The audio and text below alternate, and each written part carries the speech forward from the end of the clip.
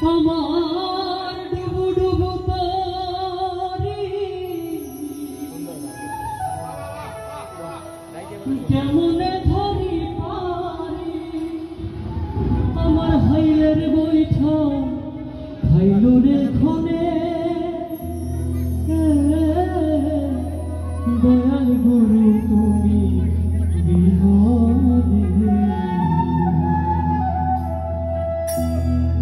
আহাইজ আমার বান্ধব কেহ না দয়াল গুরু তুমি বিহনে ডুবু ডুবু তরি কেমনে ধরি পারি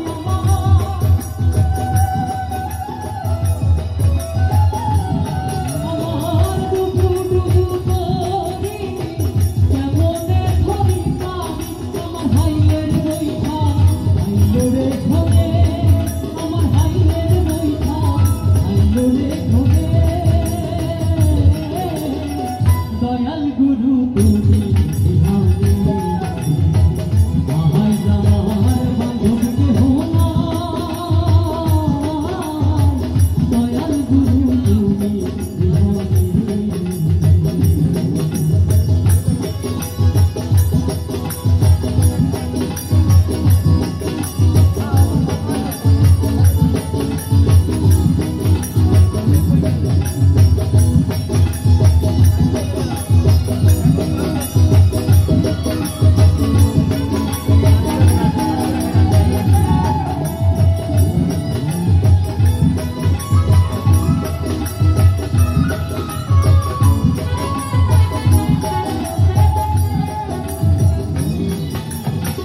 দেখে নদীর ঝড় আমার সবাই হইল ফেলিয়া গেল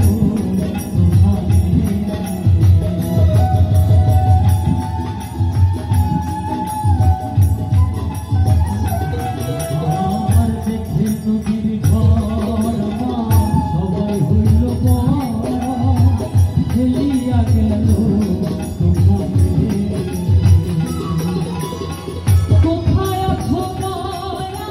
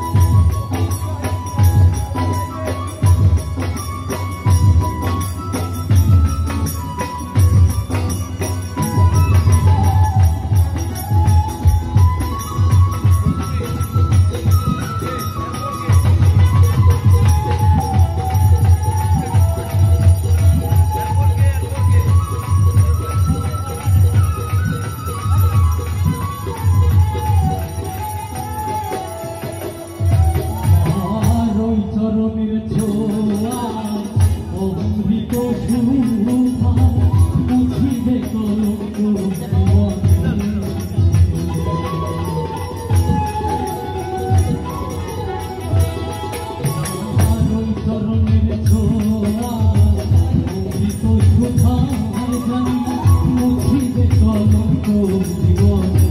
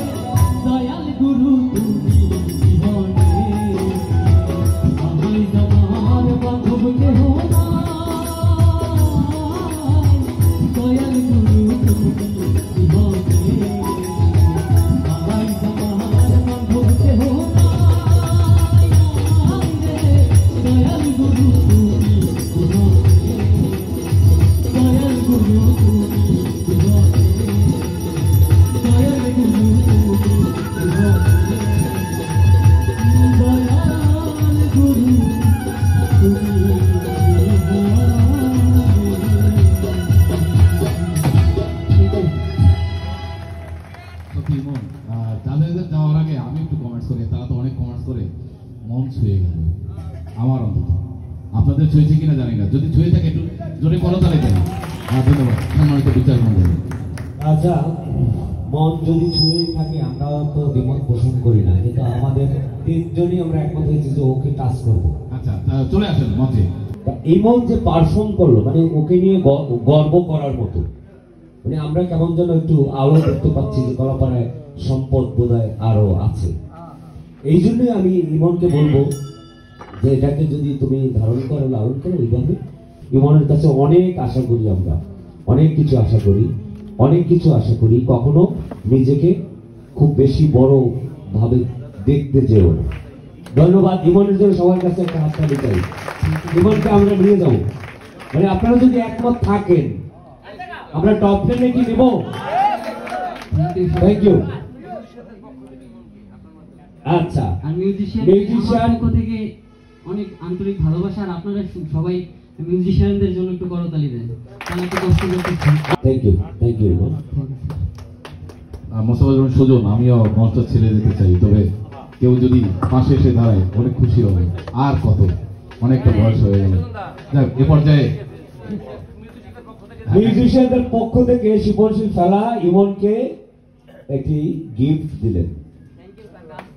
মামুন আজাদ ভাই, এখন তো ছাড়বো না, এখন ছাড়লে হয়তো অনুষ্ঠানটা ব্যাঘাত ঘটবে, ছেড়ে যেতে চাই, অনেকটা বয়স হয়ে গেছে।